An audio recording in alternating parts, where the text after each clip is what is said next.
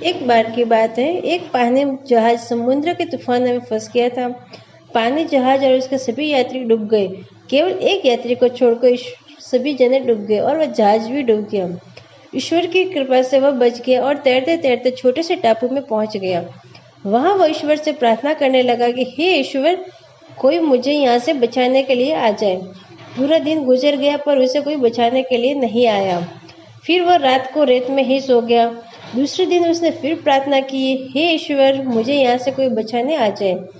इस तरह से दिन रात गुजरते गए। वह रोज प्रार्थना करता पर उसकी कोई मदद करने के लिए नहीं आता।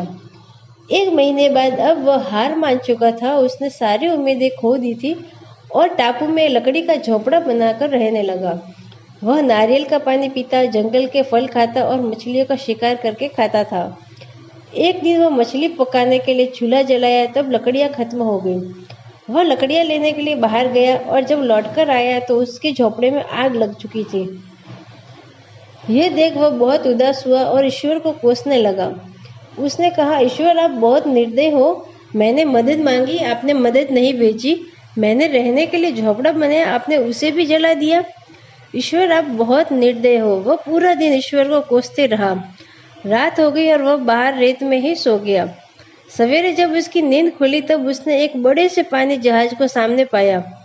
उसने अपनी आंखों पर भरोसा नहीं हो रहा था कि कोई उसे बचाने के लिए आ गया है। वह पानी जहाज में चढ़ा और पानी जहाज चलने लगा। उत्सुकतावश उसने जहाज के कैप्टन से पूछा, आपको कैसे पता चला कि इस सुनसान टापू पर मैं फंसा हुआ हूँ? कैप्टन ने कहा, कल आपने ही तो फायर सिग्नल भेजा था। इस पर उस आदमी ने कहा, पर मैंने तो कोई फायर सिग्नल नहीं भेजा था। फिर उसे अपने जलते हुए झोपड़े की याद आई और वह समझ गया कैप्टन ने उसके जलते हुए झोपड़े को फायर सिग्नल समझ लिया है। उसे एहसास हुआ कि झोपड़े में आग लगना ईश्वर का ही प्लान था ताकि वह उस टापू से निकल सके। अब वह ईश्वर का शुक्रिया अदा करने लगा। तो दोस्तों, हम अपनी सीमित बुद्धि से दुनिया को देखते हैं और ईश्वर के प्लान को समझ नहीं पाते हैं। जब भी बुरा वक्त आता है हम ईश्वर को कोसने लगते हैं, जबकि हमें ईश्वर पर विश्वास रखकर अपने कर्म करते रहना चाहिए।